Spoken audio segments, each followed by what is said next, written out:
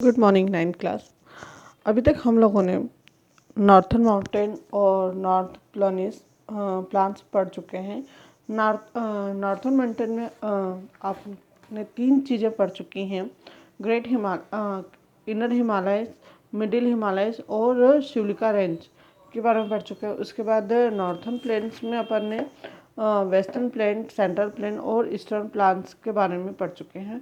अब हम पढ़ेंगे पेनिनसुलर प्लेट्यूज। ये भी पेनिनसुलर प्लेट्यूज जो कि गोंडवान भूमि का ही एक हिस्सा है, जो कि समुद्र तल से 600 से लेकर 900 मीटर तक ऊंचा है। और ये इसके तीनों तरफ पानी से घिरा हुआ है और एक तरफ इसका स्थलीय भाग या भूभाग है। ये इसी कारण से इसको प्रायद्वीप पठार कहते हैं। और ये तीनों त्रिभुज का क्षेत्र में, मतलब ट्रायंगल में ये फैला हुआ है। और ये दिल्ली और राजमहल की जो पहाड़ियाँ हैं और दक्षिण की जो बाउंड्री है वहाँ तक ये फैला हुआ है, और जिसको पश्चिमी घाट बनाते हैं।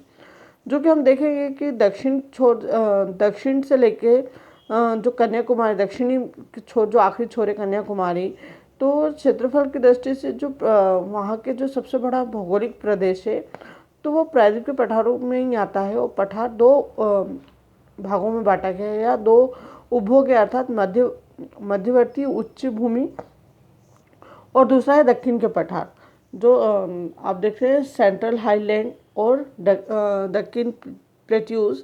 तो ये 2 भागों में प्रायद्वीप के पठारों को बांटा गया है। तो पहला हम देखते हैं कि सेंट्रल हाईलैंड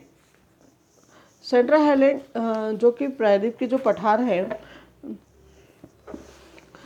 इसको उत्तरी भागों में जिसको बांटा गया है। और इसमें कहीं अवांछित, मतलब जो खास तौर पे जो कह सकते हैं कि अवांछित रूप से इसके जो ऊंची नीची पहाड़ियाँ हैं, ये छोटी छोटी पहाड़ियाँ या बड़े बड़े जो श्रृंखलाएँ हैं, तो ये इस तरह से ये बना हुआ है। और ये इसमें जो कठोर जो अग्नि चट्टानें द्वारा बना हुआ है प्राकृतिक तौर पे। वो उत्तरी पश्चिम में जो अरावली की जो पहाड़ियाँ हैं, ये चारों तरफ से घेरे हुए हैं।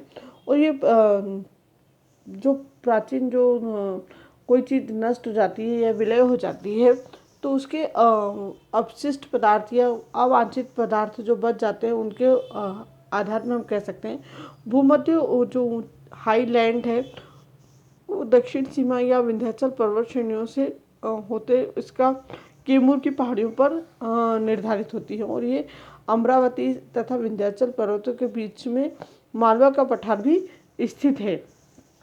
ये जो कह सकते हैं। और इसमें जैसे बेतवा, पार्वती, काली सिंध, चंबल, माही नदी, ये उच्च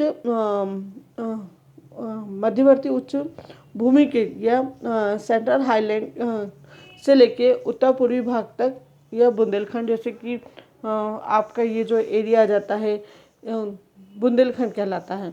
और कैमूर, भांडेर जो इसकी जो श्रेणियाँ हैं या छोटी छोटी जो पर्वत श्रृंखला हैं, ये बुंदेलखंड का पठार भी कहलाता है। ये मालवा, जैसे अपन ये जो अभी सेंट्रल में रहते हैं ना, आपका ये मध्य प्रदेश से लेके बुंदेलखंड, चंबल आ जाता है, तो ये उधर का ये उच्च पठार कहलाता है। उच्च हाईलैंड भूमि के बीच में जो जैसे नर्मदा है, सोन नदी है, इसके बीच में विंध्याचल, ये कैमूर की जो पहाड़ियाँ कगार बोलते हैं, सोन नदी से पूर्व की ओर जो झारखंड या छोटा नागपुर के पठार भी कहलाते हैं।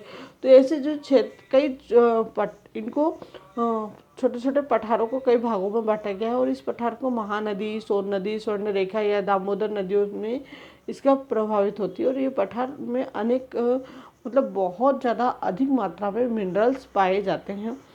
ये पठार ये कह सकते हैं आम भाषा में, जैसे पचमढ़ी है, विंध्याचल, सतपुड़ा।